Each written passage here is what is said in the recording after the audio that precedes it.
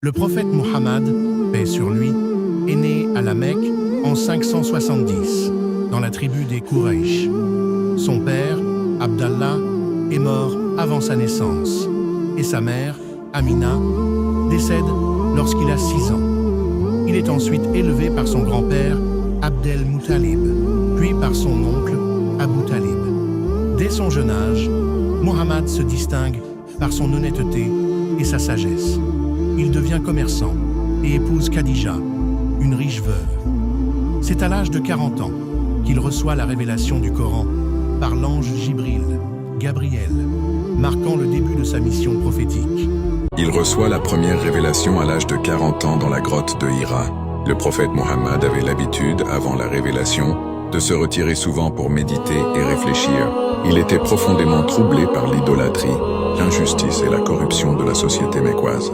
Il cherchait la vérité, loin du tumulte de la ville. C'est ainsi qu'il se rendait régulièrement seul dans une grotte appelée Irash Enonjita, située dans la montagne Jabal al-Nour. À quelques kilomètres de la Mecque, il y passait plusieurs nuits, parfois des jours entiers, à méditer, prier et se rapprocher d'Allah. C'est dans cette grotte que, vers l'âge de 40 ans, il reçut la première révélation de l'ange Jibril Gabriel, marquant le début de sa mission prophétique.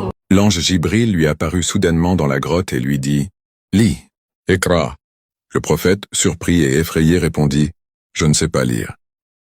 L'ange le serra alors fortement puis répéta l'ordre. Cela se fit 3 fois, puis Jibril récita les premiers versets révélés du Coran. « Oui, au nom de ton Seigneur qui a créé l'homme d'une adhérence. Lis, ton Seigneur est le très noble. » Surat Al-Alaq 96:1-3. Tremblant, bouleversé, le prophète redescendit rapidement de la montagne et rentra chez lui. Il dit à son épouse Khadija, « Couvrez-moi, couvrez-moi. » Elle le rassura et l'encouragea en disant, « Jamais Allah ne t'humiliera.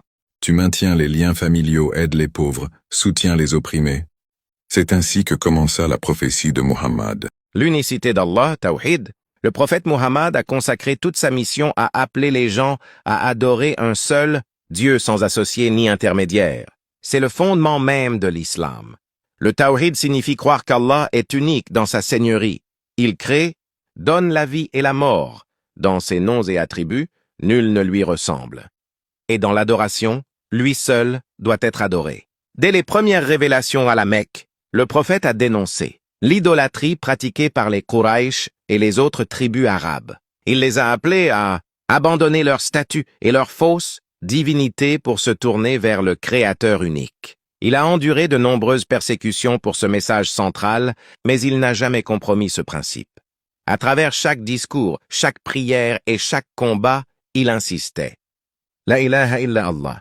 Il n'y a de divinité digne d'adoration qu'Allah.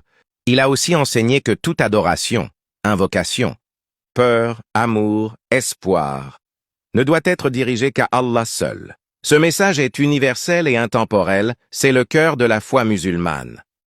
L'année de tristesse du prophète Muhammad. Cette période, connue sous le nom de Am al-Huzn, l'année de la tristesse, fut l'une des plus éprouvantes de la vie du prophète. Elle marque la perte de 2 êtres très chers, son épouse Khadija et son oncle Abu Talib. Khadija, sa première épouse, était son soutien moral, spirituel et matériel depuis le début de la révélation. Elle l'aimait profondément et croyait en lui alors que personne d'autre ne le faisait. Sa mort laissa un vide immense dans le cœur du prophète. Abu Talib, quant à lui, était son protecteur face aux attaques des Quraysh. Même s'il ne s'est pas converti, il défendait fermement son neveu. Sa disparition rendit le prophète encore plus vulnérable aux persécutions. Ces 2 pertes successives l'ont profondément marqué. Malgré cela, le prophète a gardé patience et confiance en Allah. Cette année difficile montre son humanité, sa souffrance mais aussi sa résilience. Le prophète Mohammed. La guerre, c'était à Badr. Nous n'étions que 313. Fatigués, peu armés, certains sans monture. En face, une armée de plus de 900 hommes, bien équipés. Mais nous avions quelque chose de plus puissant qu'eux, la foi en Allah. La poussière s'élevait dans le désert, le vent brûlant du mois de Ramadan fouettait nos visages. Les sabres brillaient sous le soleil. Nous savions que ce combat déciderait de notre survie, de celle du message d'Allah. J'ai levé les mains vers le ciel. Ô Allah, accorde-nous la victoire que tu as promise Si ce petit groupe meurt aujourd'hui, il n'y aura plus personne sur terre pour proclamer ton unicité. Je pleurais, je suppliais, jusqu'à ce que Jibril m'annonce. Allah a répondu. Il a envoyé 1000 anges, rangés en bataillons. Puis la bataille commença. Les cris, les sabres, la poussière, le sang. Des compagnons sont tombés, d'autres blessés, mais ils avançaient, au nom d'Allah. Chaque coup porté était pour la vérité. Les Quraysh ne comprenaient pas. Comment ces hommes, si peu nombreux, osaient tenir tête? Mais ce n'était pas seulement 313. C'étaient des croyants soutenus par le ciel. À la fin, Allah nous a accordé une victoire éclatante. 70 ennemis morts, 70 capturés. Et pour nous, ce fut une preuve. Quand on met sa confiance en Allah, aucune force sur terre ne peut nous vaincre. Avant la mort du prophète, la dernière visite de l'ange Djibril. Peu avant la mort du prophète Muhammad, l'ange Djibril, qui lui transmettait la révélation depuis des années, est venu lui rendre visite pour la dernière fois. Chaque année, pendant le mois de Ramadan, Djibril révisait avec le prophète tout le Coran révélé. Mais cette année-là, ils l'ont révisé 2 fois. Cela fut un signe qu'Allah annonçait la fin prochaine de sa mission. Le dernier Ramadan. Lors de ce dernier Ramadan, le prophète a beaucoup adoré Allah. Il priait davantage, il faisait plus d'invocations, il se rapprochait encore plus d'Allah. Il sentait que son départ était proche. Le message d'adieu. Après cela, le prophète a fait son célèbre sermon d'adieu lors du pèlerinage. Il a dit aux musulmans, « Respectez-vous, aimez-vous, craignez Allah, suivez le Coran et la Sunna. » Il leur a transmis le dernier message de l'islam. La dernière visite de Djibril. Quand le prophète tomba malade, Djibril vint encore lui rendre visite. Il lui annonça que son temps sur terre arrivait à sa fin, mais qu'Allah l'aimait et l'attendait au paradis. Le prophète resta patient et confiant en Allah.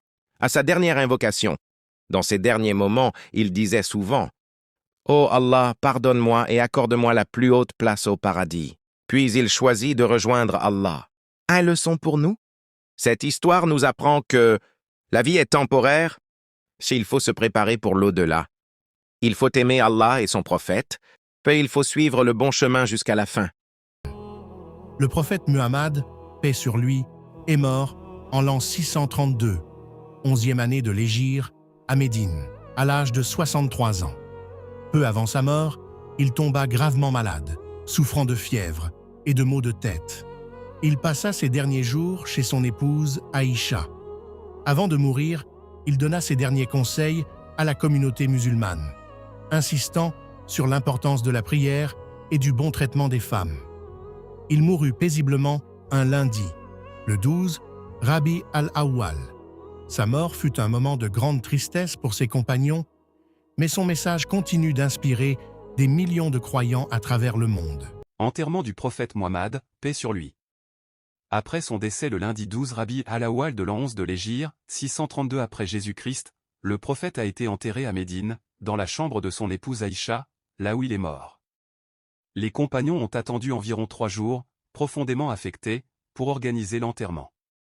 Aucun imam n'a dirigé une seule prière funéraire collective, chaque groupe de personnes priait individuellement. Le prophète a été enterré en ce lieu, conformément à un hadith disant que les prophètes sont enterrés à l'endroit où ils meurent. Sa tombe se trouve aujourd'hui dans la mosquée du prophète à Médine, un lieu de visite pour les musulmans du monde entier.